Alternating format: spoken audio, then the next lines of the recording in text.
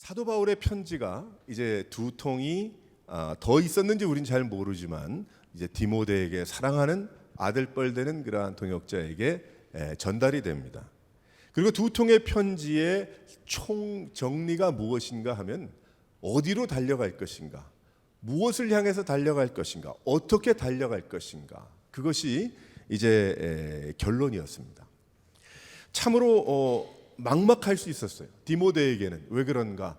자신의 고향을 떠나서, 자신의 친구들을 떠나서, 가족을 떠나서, 집을 떠나서 알지 못하던 자들과 함께하면서 자신을 환영한다면 그래도 괜찮은데 그 사람들에게 참 환영받지 못한 그러한 모습일 것이 분명하기 때문에 그 디모데는 쉽지 않았을 것입니다.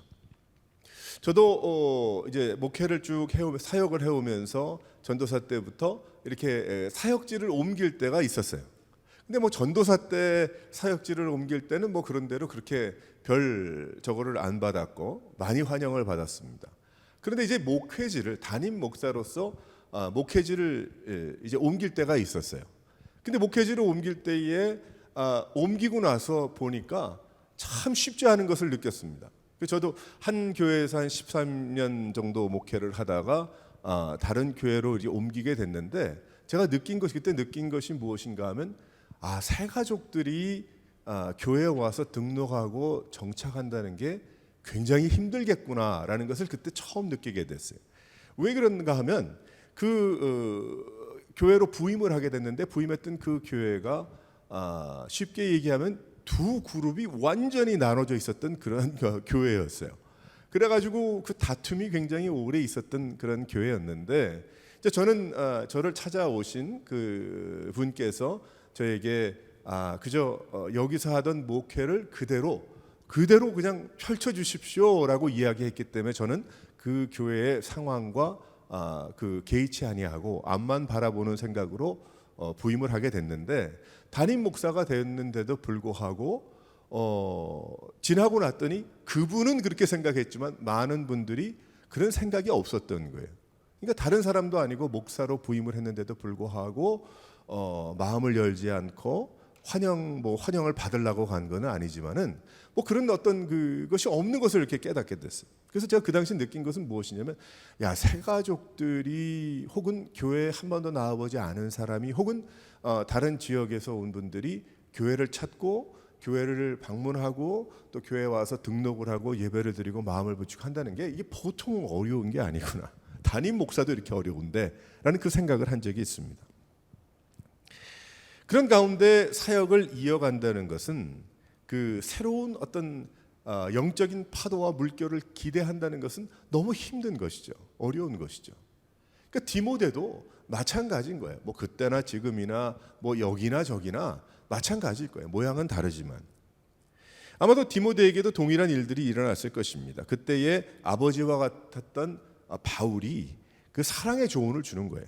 그래서 디모데전서와 후서의 말씀으로 자세히 풀어서 설명하고 있습니다.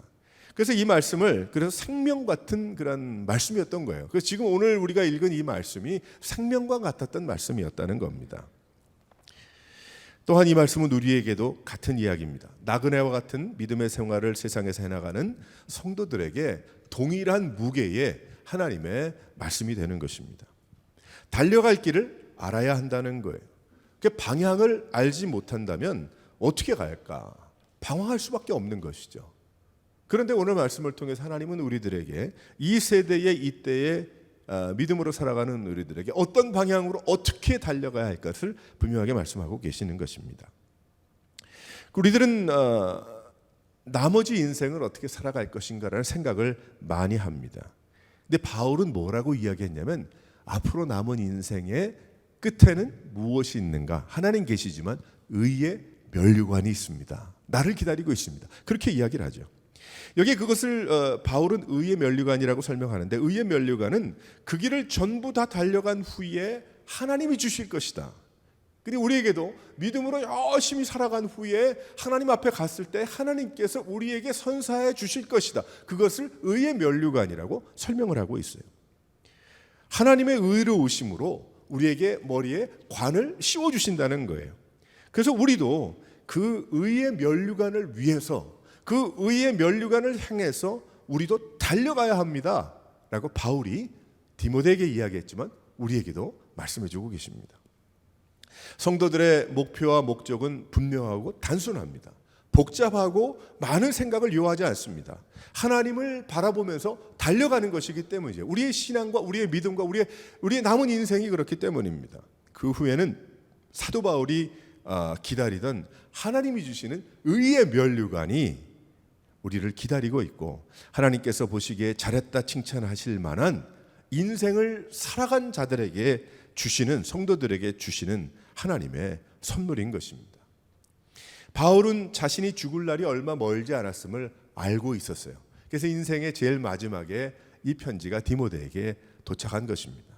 우리도 멀지 않았습니다. 달려갈 그 길이 끝이 그렇게 멀지 않았어요. 오히려 오래 살 것보다 산 것보다 더 하나님 앞에 갈 기간이 짧아진 것이 사실입니다. 하나님을 만나 뵐 그날이 멀지 않았어요. 얼마 남지 않은 그날을 그러면 어디를 향해서 달려가야 할까? 의의 면류관을 얻기 위해서 달려가야 할 텐데 그 길은 어떠한 것인가? 그것을 오늘 말씀해 보게 되면 몇 가지로 설명하고 있습니다. 첫 번째로 우리 한번 다 같이 읽어보도록 하겠습니다. 시작. 고난을 누리며 달려가야 합니다. 또다시 고난에 대한 이야기를 합니다. 5절의 말씀해 보게 되면 고난을 이기면서 달려가야 한다는 거예요. 너는 모든 일에 신중하여 고난을 받으며 라고 이야기를 하고 있습니다. 바울은 또다시 고난이라고 이야기하는데 고난을 받는 것이 우리의 길이라는 거예요. 그 길은 고난이 빠질 수 없는 길이다 라고 여기에 분명하게 설명하고 있습니다. 그런데 세상에서 고난 받고 싶어하는 자들이 어디 있겠어요? 고난을 지나가고자 하는 사람들은 없을 것입니다. 그런데 2절 말씀으로 보게 되면 오래 참음이라고 말씀하고 있습니다. 신앙을 가지고 믿음을 지키는 일에는 항상 고난이 따른다는 거예요. 그래서 오래 참음이 필요하다는 것입니다. 세상에서 믿음으로 굳건히 서는 일에는 고난이 있을 수밖에 없다는 거예요. 그것이 바로 의의 면류관으로 향하는 길에 있는 그러한 과정이라는 것입니다. 예수 믿고 어려움 없고 고난이 없어지고 늘 순조롭고 평화롭고 평탄하면 얼마나 좋겠어요. 얼마나 좋겠어요.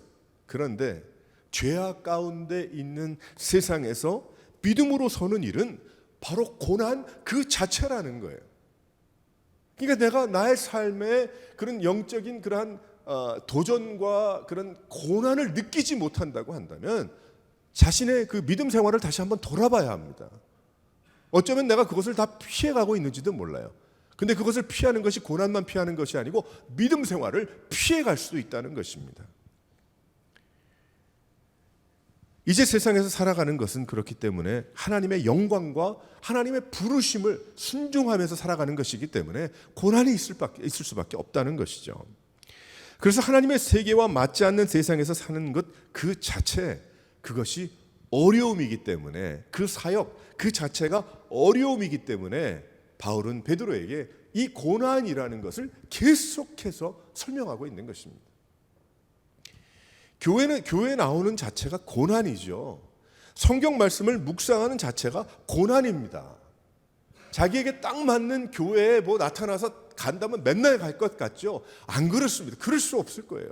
그 마음에 하나님을 향한 의의 면류관을 향한 고난도 내가 감수하면서 나가겠다는 그런 중심의 마음으로 교회 나오고 예배하지 않는다고 한다면 어디를 갖다 놔도 마찬가지일 거예요. 하지만 내가 나 한 사람을 주님 앞에 인도해내겠다는 내 스스로의 결단과 하나님께서 이게 바울이 설명했던 의의 면류관이라는 것을 내가 분명히 하나님께서 나에게 주실 것을 믿고 살아가는 그러한 인생들이라고 한다면 믿음 생활이 고난이 되더라도 또 고난 그 자체가 될 수 있지만은 두렵지 않다는 것이죠. 그런데 그 길을 달려가면 어떻게 됩니까? 늘 고난만 있습니까? 아니죠. 끝에 하나님께서 안아주시며 분명히 의의 면류관을 씌워주신다는 것입니다. 얼마나 영광스러운 일입니까? 계시록 4장에 보면 그 말씀이 나오잖아요. 24장로가 하나님의 보호자가 있는데 그 보좌에 24장로가 앉아 있었어요. 근데 그 다음에 말씀을, 계시록의 말씀을 쭉 묵상하다 보면 그 장로들이 하나님의 그 영광을 바라보면서 도저히 있을 수가 없어서 그 의자에서 내려와 엎드려 자신의 머리에 쓰고 있던 관을 벗어 하나님께 드리잖아요. 하나님께 드리면서 하는 이야기가 뭐라고 그러냐면, 이것은 나에게 아무런 하나님께 드려야 될 것이다, 하나님의 영광이다 그러면서 드리잖아요. 여러분 상상이 가세요? 저는 가끔 그 상상을 해봐요. 이 다음에 천국에 가서 우리 다 모두 다 하나님 앞에 하나님을 향해서, 그 빛을 향해서 하나님을 향해서 있을 텐데, 그 24 장로들이 아니요, 이 영광은 내가 받을 것 아닙니다. 하나님께서 나에게 믿음 생활을 열심히 해서 사도 바울에게 의의 면류관을 씌워주셨지만 그 면류관을 쓰고 가만히 있겠어요? 팔짱 끼고 다니면서 나는 면류관을 받았다, 그렇게 이야기하겠어요? 절대 아닐 겁니다. 받았으나 주여, 이 면류관은 내가 받을 것이 아닙니다, 하나님의 것입니다. 하나님께 또다시 벗어드리겠죠. 와, 그 감동, 상상만 해도 그 감동은 이루 말할 수가 없어요. 그렇죠. 우리는 내 영광을 위해서, 내 자랑을 위해서 그렇게 살 때가 얼마나 많이 있어요. 나중심적인 어떤 그런. 그런데 여기 24 장로들이 하나님 앞에서 자신의 관을 벗어서 주님 앞에, 아니요, 이것은 내 것이 아닙니다, 하나님의 것입니다, 하나님의 영광을 위해서. 때가 되면 사람들이 하나님의 말씀을 받지 않을 것이라고 이야기합니다. 그 귀를 진리에서 돌이켜 허탄함에 마음을 둘 것이라고 분명하게 설명하고 있습니다. 그러한 가운데 살아가는 성도들은 고난의 고난이죠. 믿음을 그때에 지킨다는 것은, 이것은 어쩌면 불가능하다고 생각되는 그러한 일일 수도 있습니다. 그런데 참음으로 믿음을 지키고 그 상황을 극복해 나아가라고 말씀하시는 그 말씀을 내가 순종하고 나아가면 어떻게 되겠어요? 세상이 알지 못하는 그런 삶을 살아가는 것이죠. 필요한 것 따라다니면 믿음 생활하기 어렵습니다. 내 기도 제목, 내가 원하는 것, 그것 쫓아다니면 믿음 생활하기 어렵습니다. 나 중심적인 것을 따라다니면 신앙을 갖기가 어렵습니다. 자신의 의견만 분분할 뿐이죠. 내 뜻은, 내 생각은, 내 의견은 이런데라고 펼쳐놓는 것은 쉽지만 하나님의 뜻과는 별개의 삶을 살아가고 있고, 그것은 믿음 생활이 아니기 때문입니다. 하지만 믿음 생활은 내 의견이 아닙니다. 하나님의 뜻이고 하나님의 말씀을 내가 따르는 것이죠. 순종하는 것이 믿음 생활인 것입니다. 많은 장애물들이 생길 수밖에 없는 세상이지만 오래 참고 믿음으로 이기면서 또 믿음을 가지고 생활하는 것이 어떤 것입니까? 고난이지만 달려가는 인생이라는 거예요. 그래서 바울과 같이 인생 끝에서 뭐라고 7절에 고백을 하고 있는가 하면, 한번 7절 말씀은 다 한 목소리로 읽어보도록 하겠습니다. 시작.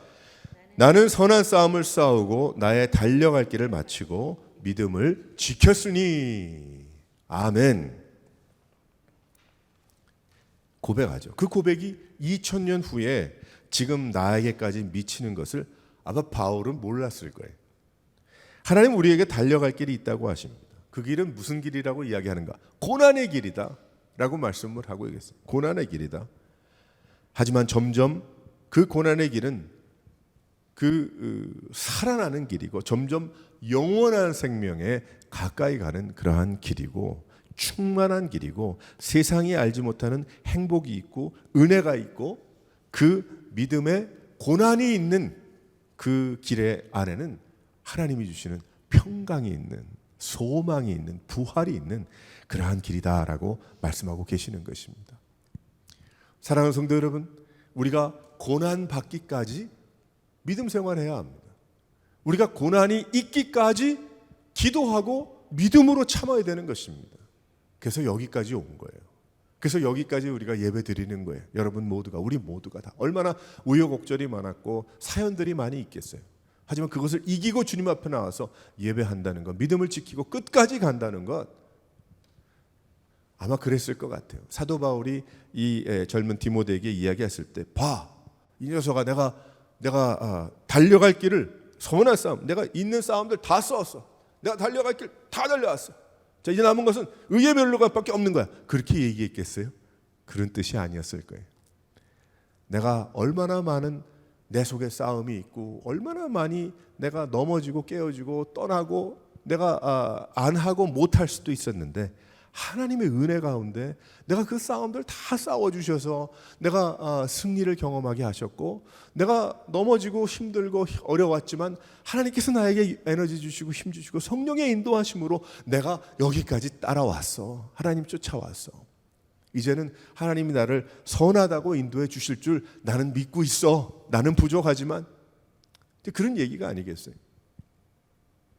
우리도 바로 이러한 사도 바울의 그 믿음을 우리가 배워서 하나님 앞에 우리가 달려가는 그러한 인생. 근데 그 인생 앞에는 무엇이 있어요? 고난이 있을 것이다. 점점 더할 것이다. 그 말씀 우리가 믿고 고난을 이기며 믿음을 지킬 수 있는 여러 성도들 되시기를 주님의 이름으로 축원합니다. 두 번째로 한번 다 같이 읽어보도록 하겠습니다. 시작. 전도자의 일을 감당하며 달려가는 거예요. 어떻게 달려가야 하겠는가?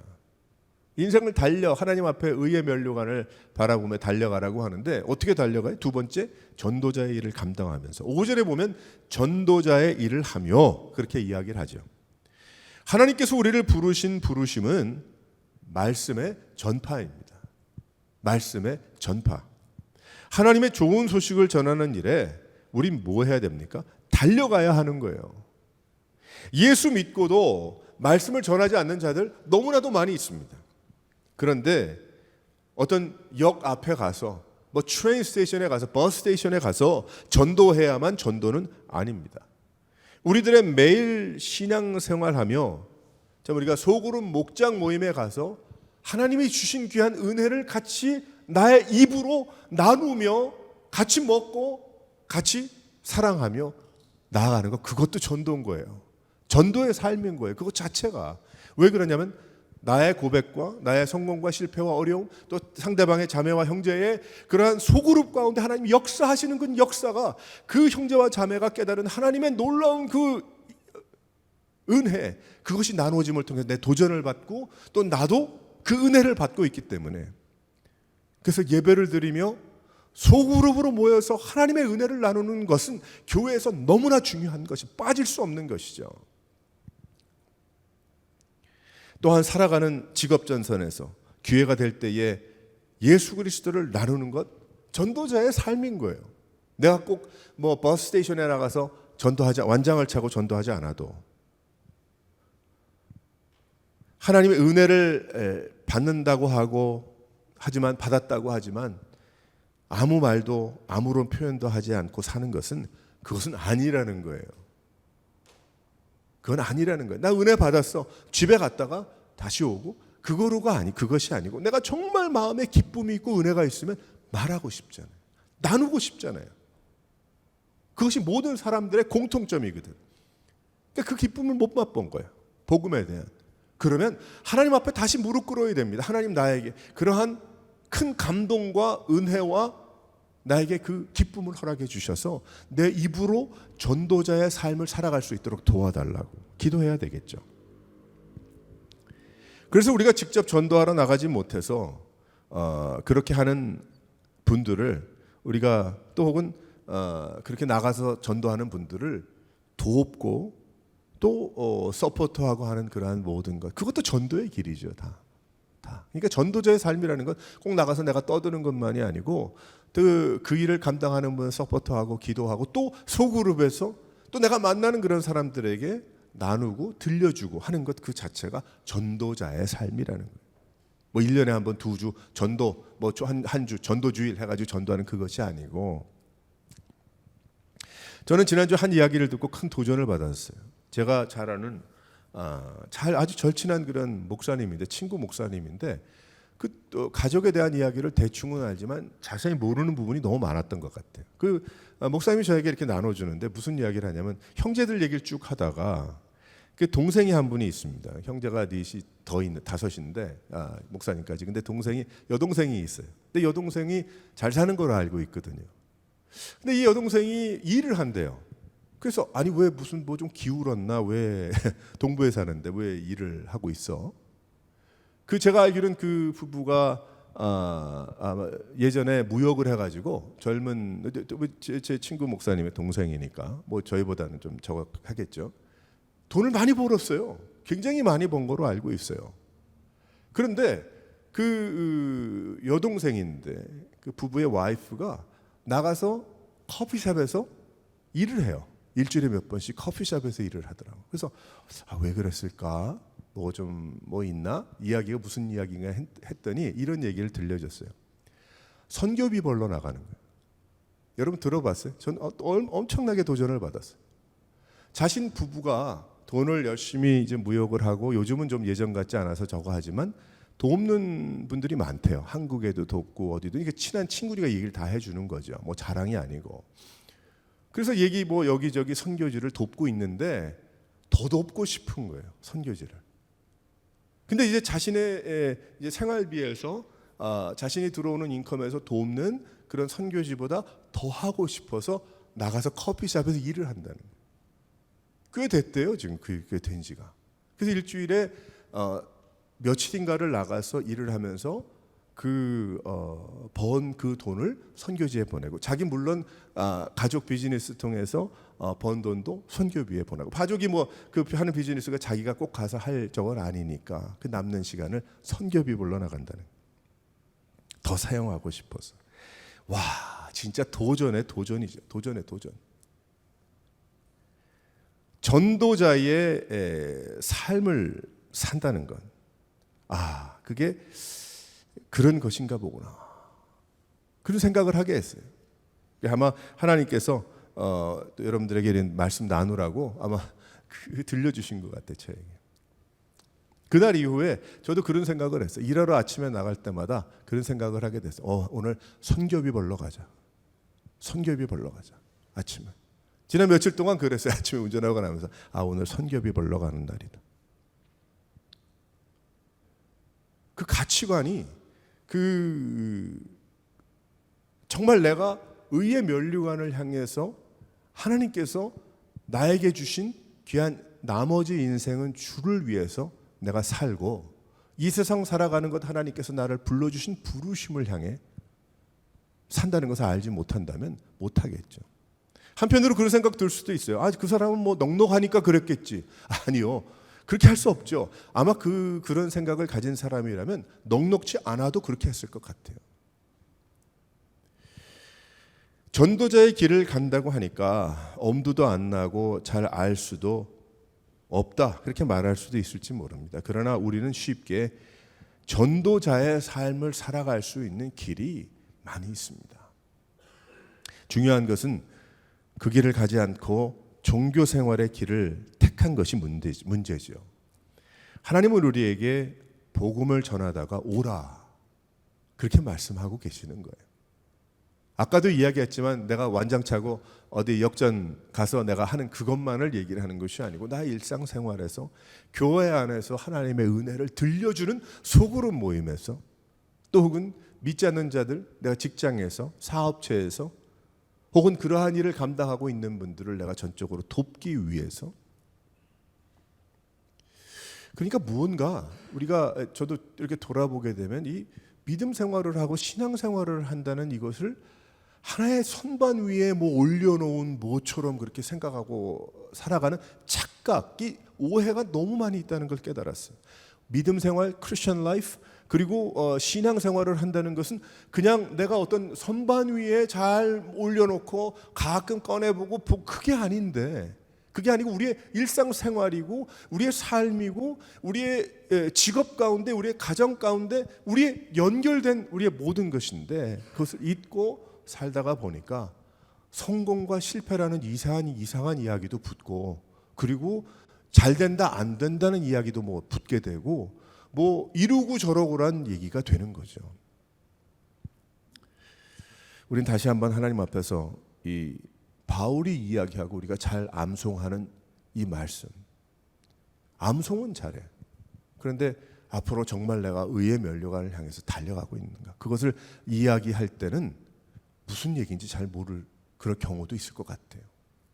하지만 우리는 전도자의 일을 감당하는 삶을 살아야 됩니다. 그것이 하나님이 우리를 불러주신 그러한 인생인 것입니다. 사랑하는 성도 여러분, 전도자로 불러주심을 알고 전도자의 삶을 살아갈 수 있는 여러 성도들 되시기를 주님의 이름으로 축원합니다. 세 번째로 한번 다 같이 읽어보죠. 시작. 직무를 다하며 달려가는 거예요. 5절에 이야기하죠. 여기에 직무는 일상생활이에요. 좀 전에 설명을 좀 했지만 내 직무를 다하라. 근데 3절에 보면 이런 말씀을 합니다. 때를 얻든지 못 얻든지. 디모데 때는 참으로 험한 때였습니다. 그런데도 디모데는 자신의 복음 전파의 직무를 다하면서 살았어요. 여러분 생각해 보세요. 우리가 잘 알고 있는 사도 바울의 그 동역자 중에 한 명인 브리스길라와 아굴라가 있어요. 이 부부가. 이 브리스길라가 아굴라가 바울과 함께 텐트를 만드는 그런 공장을 만들어서 사업을 크게 성공시키고 그것으로 선교했다. 그렇게 이야기하지 않았어요. 브리스길라가 아굴라가 텐트를 만든 것은 자비량으로 자기가 먹고 살기 위해서 그랬겠죠. 스스로가 서포트하기 위해서 그렇게 했겠죠. 하지만 그 사람들은 일을 마친 후에 예수 부활을 잘 알지 못했던 아볼로라는 말 잘하던 유대인 그 사람을 불러다가 밥을 먹이고 그것에 관계를 형성하고 예수 부활에 대한 그러한 이야기를 나누어서 그를 통해서 많은 사람들이 예수님의 부활을 믿고 소망을 갖고 복음을 전하는 그런 놀라운 역사가 일어났거든요. 그러니까 이것을 보면서 느끼는 것은, 깨닫는 것, 브리스길라와 아굴라와 같은 이러한 부부는 어떤 면에 뭐를 성공시켜서 뭐래, 내가 이게 잘 되면 뭘 어쩌고 저쩌고, 그게 아니고 매일매일 삶 가운데 열심히 살아가면서 그 가운데 자신의 최선을 다해서 하나님을 사랑하면서 복음을 전하면서 사람을 데려다 먹이면서 설명해 주면서 복음을 전한 거예요. 즉 자신의 처한 상황 가운데 최선을 다해서 하나님을 섬기는 것입니다. 근데 우리는 최선을 다할 수 있는데도 불구하고 다 그저 남는 나머지 가지고 그것을 하나님께 드리려고 그러죠. 시간부터 시작을 해서 나의 계획과 그 모든 것도 다 마찬가지예요. 하지만 그것이 아닙니다. 항상 하는 일을 열심히 감당하면서 주님을 섬기는 거예요. 우리는 직무가 가정이 될 수도 있고 사업이, 직장을, 건강을 최선을 다해서 섬기면서 믿음으로 달려가야 되는 것입니다. 가장 우선순위 하나님 앞에 달려가는 것, 달려가는 과정 중에 그렇게 하는 것이죠. 오늘 우리가 예배하는 것과 같이 최선으로 달려가야 합니다. 바울의 최선은 무엇이었는가? 바로 고난과 복음, 그리고 자기 자신이 또 서포트를 해야 되기 때문에 자기 자신이 열심히 또 텐트를 만들면서 그러면서 어디에 가든지 주의 일을 감당한 거예요. 제가 요즘 관심이 있어서 그 캠핑카를 이렇게 만들어 가지고 운전하고 다니는 사람들이 있는데, 우리 한국 젊은 부부인데 이제 둘이 직장을 가져가지고 열심히 이제 일해서 어느 정도 돈을 모았다가 자동차를 꾸며서 그리고 미국 전체를 돌아다니더라고. 카나다까지 돌아다니는데 한 편을 제가 봤어요. 이게 봤는데 뭐가 있냐면 한참 돌아다니다가 돈이 떨어졌겠지. 돈을 많이, 맨날 호텔에 들어가 자는 것도 아닌데 다니다 보면 돈을 싸들고 다니는 거 아니니까. 그러니까 저기 알래스카에 10월부터 그 다음 3월까지 나가서 남자가 파타임으로 아무데 가서 일을 하면서 그 한 집을 빌려 가지고 거기에서 겨울을 보내고 겨울을 즐기고, 그리고 이제 3월이 되면 이제 다른 데로 떠나기 위해서 그 남는 시간을 일을 하더라고요. 그래서 제가 그걸 보면서 느끼는 것이 무엇이었냐면, 생각한 것이, 야, 그렇구나. 세상에 놀러 다닐 때도 그렇게 어디에 가서 열심히 일을 해서 그 보람을 찾고 기쁨을 찾고 예전에 경험해 보지 못한 그 알래스카의 눈과 그 겨울과 이런 것을 경험하기 위해서 그렇게 열심으로 하는데, 우리가 예수를 믿고 하나님의 은혜를 먹고 입고 깨달으면서 찬양하며 기도하며 예배하는 우리 모두는 과연 어떻게 살고 있는가? 이 세상에 내가 일하고 나가서 하는 것이 나의 우선이 아니고, 그러나 주님을 섬기기 위해서 그 목적을 가지고 의의 면류관을 향해서 천국 소망을 가지고 내가 열심히 준비해 나가는 것이죠. 그 안에 건강과 가정과 사업과 이 모든 것이 다 들어있는 건 아니겠습니까? 그런데 그것이 주인과 손님이 바꿔져 가지고, 그래서 영적인 삶의 그 스텝이 하나 더 올라가서 그날이 오미 가까울수록 더욱 의의 면류관을 받을 때까지 달려가는 것, 그것이 바로 성도들인 거예요. 우리들인 것이죠. 그래서 우리의 개인의 그 모든 일상생활도 열심히 해야 되는데 그 모든 열심은 뭐예요? 그 때를 얻든지 못 얻든지 주님을 섬기고 하나님을 향해서 달려가는 그러한 길이다라는 것입니다. 사랑하는 성도 여러분, 우리도 마찬가지. 우리도 여러 가지 일들을 많이 당하죠. 그런데 우리는 어떤 면에 하나님의 은혜, 평안, 또 충만함 다 좋지만, 하지만 우리 한편으로 이 디모데서 전후서를 이렇게 우리가 나누고 깨달으면서 깨닫는 것은 무엇이냐면 좋은 군사가 되어야 된다. 우리 믿음의 성도들은 좋은 군사가 되어야 된다. 예전에 한 몇 주 전에도 이야기했어요. 초콜릿 군사가 되면 안 된다. 초콜릿 군사는 멋있지만 하지만 뜨거운 열기 옆에 가면 다 녹아서 아무것도 아니죠. 하지만 우리는 초콜릿 군사가 아니고 우리는 준비된 하나님의 군사. 어디든 내놓아도 주의 일을 감당하고 어디에 내놓아도 천국을 향해서 달려갈 수 있는 그러한 성도들, 그런 헌신이 우리에게 필요한 것입니다. 사랑하는 성도 여러분, 우리가 달려갈 길이 어디입니까? 바로 주님 앞에 하나님을 바라보며. 그러니까 우리 예수 믿는 자들은 벌써 천국이 우린 벌써 간 거나 다름이 없어요. 하지만 아직 안 갔어요. 가지 않았어요. 그래서 영어로는 뭐라고 얘기하냐면 already, 벌써, but not yet. 그러니까 아직은, 하지만 아직은 아니죠. 그러니까 그 어디나 하늘나라 하면서 우리는 찬양하는 것이고, 그리고 또한 나머지 인생을 주님을 위해 살고 헌신하겠습니다라는 그 고백이 나올 수밖에 없는 거예요. 여러분의 믿음 생활, 여러분이 하나님을 향한 귀한 그 삶이 그저 교회만 왔다 갔다 하는 것이 아니고 듣고 깨닫고 경험하고 느끼며 하나님의 말씀하시는 것을 듣고 그것을 순종하는 살아계신 하나님을 섬기잖아요. 살아있는 믿음 생활을 열심으로 해나갈 수 있는 예수 그리스도의 군사가 되시기를 주님의 이름으로 축원합니다.